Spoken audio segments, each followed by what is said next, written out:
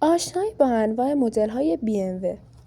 مورد اول، کوچکترین و جمع و جورترین BMW و مناسب شهر و کسانی که ماشین چابک میخوان. مورد دوم، کوپه یا گرند کوپه اسپورت، کمی لوکس‌تر و اسپورت‌تر از سری وان. مورد سوم، پرفروش‌ترین سری BMW و سدان صدای متوسط با تعادل عالی و راحتی.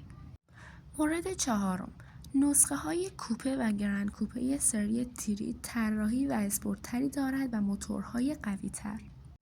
مورد پنجم، سدان لوکس و بزرگتر مناسب برای کسانی که دنبال رانندگی نرم و امکانات بیشتری هستند.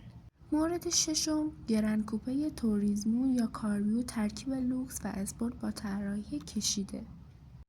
مورد هفتم، پرچمدار لوکس BMW و پر از تکنولوژی‌های آینده و راحتی که در حد کلاس اس مرسدس.